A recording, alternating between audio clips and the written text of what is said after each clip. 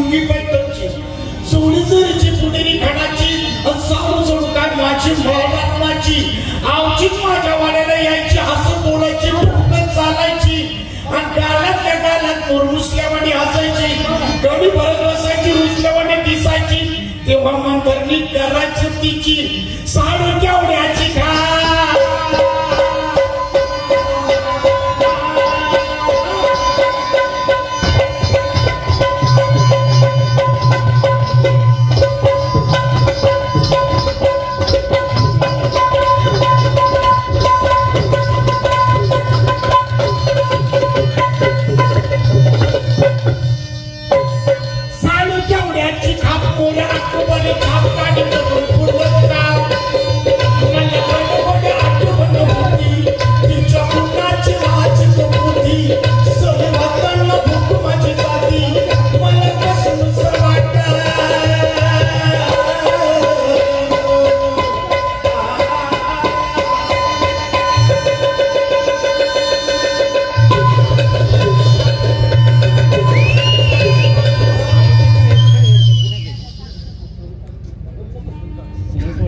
सबळ आणि जुना बाज वाजवायचा प्रयत्न करतो बरं का. इथं मातंबर मृत्यूवाले होऊन गेलेले प्रयत्न आहे आमचा काही नाही आम्हाला जमत असत नाही परंतु प्रयत्न करतो आम्ही आमचं लई चुका केले आहे याच्यात जुन्या याच्यात बरं का. पण त्या सांभाळून घ्या काय आमच्याकडे झिडकरे नाही तुमतुले नाही काय नाही आपलं चाललेलं आहे समजत इथं तुम्ही जाणकारे समजून हा चला.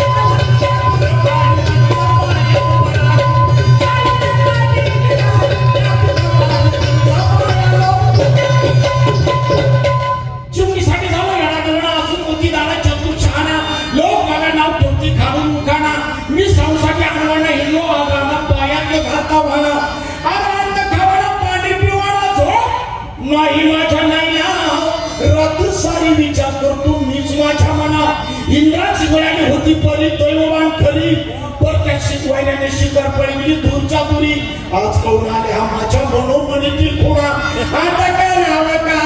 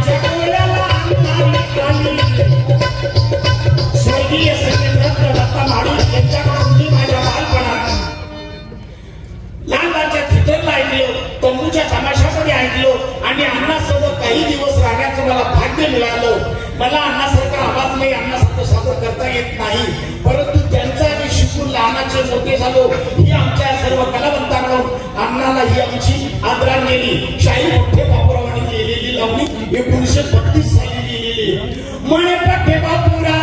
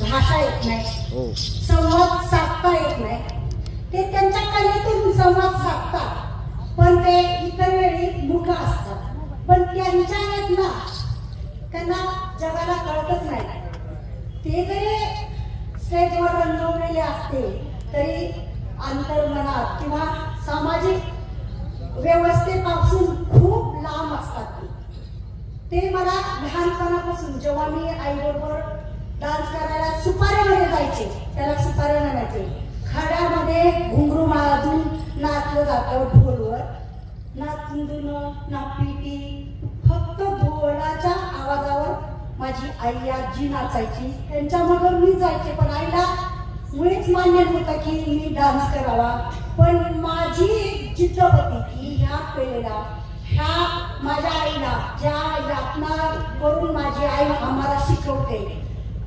त्यांच्या यातना दूर करायच्या, त्यांना त्यांच्या कलेला एक कुठंतरी प्रतिष्ठा मिळवून द्यायची.